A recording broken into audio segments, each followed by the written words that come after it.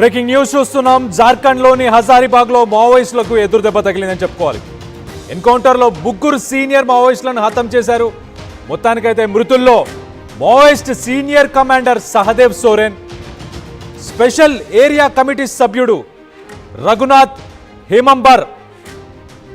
హేమంబరం, అలాగే zonal committee సభ్యుడు విరేసన్ గంజు ఈయన కూడా మృతి చెందాడు. మొత్తానికైతే ముగ్గురు టాప్ లీడర్స్ ని హతమార్చారు. ప్రస్తుతానికైతే మావోయిస్ట్ సహదేవ్ సోరెన్ పై ₹1 కోటి రివార్డు ఉన్నట్టు తెలుస్తుంది. మరో ఇద్దరిపై 25 లక్షలు, అలాగే ఒకరిపై 10 లక్షల చొప్పున రివార్డు ఉన్నట్టు తెలుస్తుంది.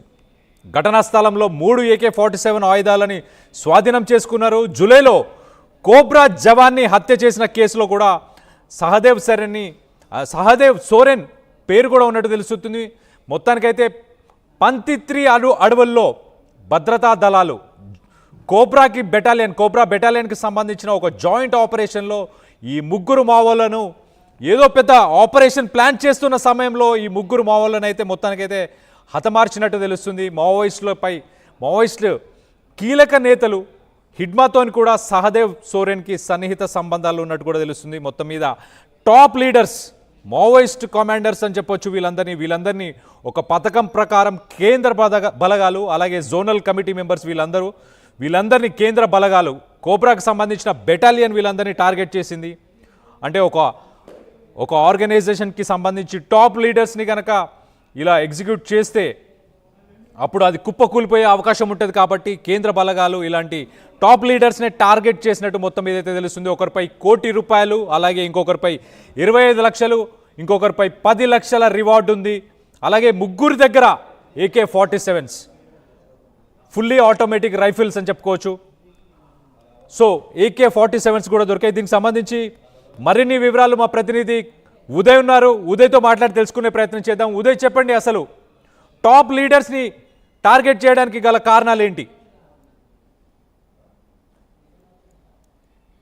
తప్ప తగిలిందని చెప్పుకోవాలి. కేంద్ర కమిటీ సభ్యుడు సహదేవ్ సోరెన్ గత క్రితం ఎన్కౌంటర్ లో అతను మృత్యువాత పడ్డారు. అతనితో పాటు ఉన్నటువంటి మరొక ఇద్దరు కీలకమైనటువంటి మావోయిస్టులను కూడా భద్రతా బలగాలు మట్టుబెట్టగలిగాయి. కోర్టుతో పాటు స్థానిక పోలీసులు జాయింట్ ఆపరేషన్ నిర్వహించి ఈ ఎన్కౌంటర్ చేసినట్టు మనకు సమాచారం అవుతుంది. పక్కా విశ్వసనీయ సమాచారం ప్రకారం ఇంటెలిజెన్స్ ఇన్పుట్ ఆధారంగా చేసుకునే జార్ఖండ్ లో ఈ ఎన్కౌంటర్ కు భద్రతా బలగాలు పూర్తి స్థాయిలో స్కెచ్ చేసుకున్న తర్వాత ఇంప్లిమెంట్ చేసినట్టు మనకు సమాచారం అవుతుంది. ఇటీవల కాలంలో కేంద్ర కమిటీ సభ్యులు టార్గెట్ గానే ప్రస్తుతం భద్రతా బలగాలు దండకంలో చొచ్చుకువెళ్తున్నటువంటి పరిస్థితి కనిపిస్తుంది. దాదాపు 15 మంది సిపిఐ మావోయిస్టు పార్టీలో 15 మంది కేంద్ర కమిటీ సభ్యులు ప్రస్తుతం యాక్టివ్ పొజిషన్ లో ఉన్నట్టు మనకు సమాచారం. ఇందులో ఒక్కొక్కరిగా టార్గెట్ చేసుకుంటూ భద్రతా బలగాలు ముందుకు వెళ్తున్నటువంటి పరిస్థితి. అందులో భాగంగానే కేంద్ర కమిటీ సభ్యులు ఇటీవల చలపతి వివేక్ తో పాటు సిపిఐ మావోయిస్టు పార్టీ ప్రధాన కార్యదర్శి నంబాల కేశవరావును కూడా నారాయణపూర్, అబూజ్మడ్ అటవీ ప్రాంతంలో భద్రతా బలగాలు పట్టుబెట్టగలిగాయి. తాజాగా జార్ఖండ్ లో ఉన్నటువంటి సహదేవ్ సోరెన్ సమాచారం ఆధారంగా సుమారు కొన్ని నెలల క్రితమే ఈ ఆపరేషన్ భద్రతా బలగాలు లాంచ్ చేశాయి.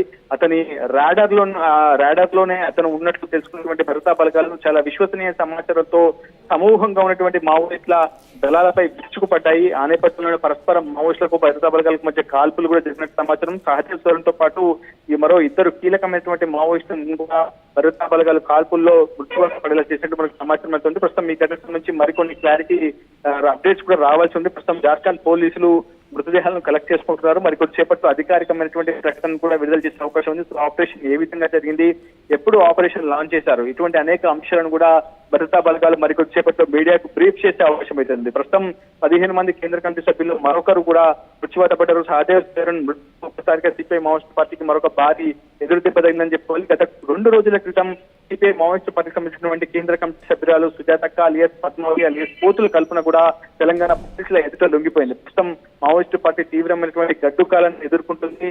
కేంద్ర కమిటీ సభ్యులు ఒక్కొక్కరిగా లొంగిపోతున్నారు. మరి కొంతమంది ఎన్కౌంటర్ లో మృత్యువాత పడుతున్నారు. సిపిఐ మావోయిస్టు పార్టీ విప్లవోద్యమాన్ని పూర్తి స్థాయిలో అంచివేసేందుకు భద్రతా బలగాలు కేంద్ర హోంశాఖ అవిశ్రాంతంగా శ్రమిస్తున్నాయి. ప్రధానంగా కేంద్ర కమిటీలో తెలంగాణ నుంచి ఎక్కువ మంది సభ్యులు యాక్టివ్ గా ఉన్నట్లు ప్రస్తుతం విశ్వసనీయ సమాచారంతో తెలంగాణకు చెందినటువంటి సిపిఐ మావోయిస్టు పార్టీ కేంద్ర కమిటీ సభ్యులను కూడా ప్రస్తుతం భద్రతా బలగాలు టార్గెట్ చేసుకుంటూ వెళ్తున్నటువంటి పరిస్థితి కనిపిస్తుంది. వాళ్ళ కుటుంబ సభ్యుల వివరాలు, వారి యొక్క పూర్తి స్థాయిలో వారి యొక్క సీక్రెట్ టీమ్స్ కావచ్చు, రహస్య వేగులను కూడా ప్రస్తుతం ఒక్కొక్కరిగా అదుపులోకి తీసుకుంటుంది. సరెండర్ మావోయిస్టుల నుంచి చాలా కీలకమైనటువంటి అప్డేట్స్ తీసుకున్న తర్వాత ఎన్కౌంటర్లకు భద్రతా బలగాలు పక్కా స్కెచ్ తో అమలు చేసినటువంటి పరిస్థితి కనిపిస్తుంది. కళ్యాణ్.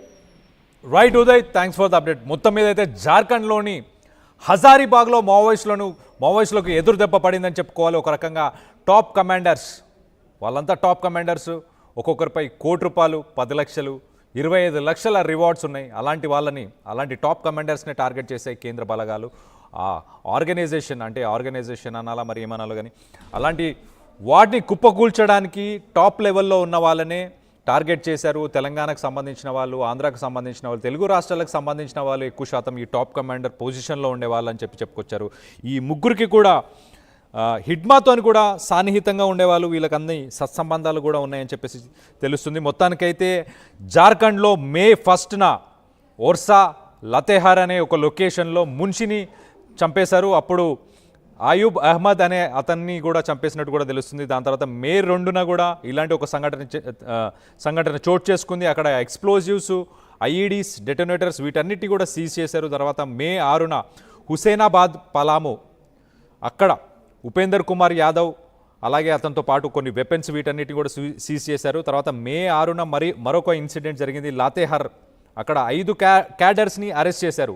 52,000 డబ్బుని కూడా రికవర్ చేశారు. పాంప్లెట్లు ఏవైతే వీళ్ళు పాంప్లెంట్లు ఇస్తారో ఆ పాంప్లెంట్స్ని కూడా రికవర్ చేసినట్టు తెలుస్తుంది. మే తర్వాత మళ్ళీ ఇప్పుడు జార్ఖండ్లో సెప్టెంబర్ 7న జోనల్ కమాండర్ని ఆయనని హతమార్చారు.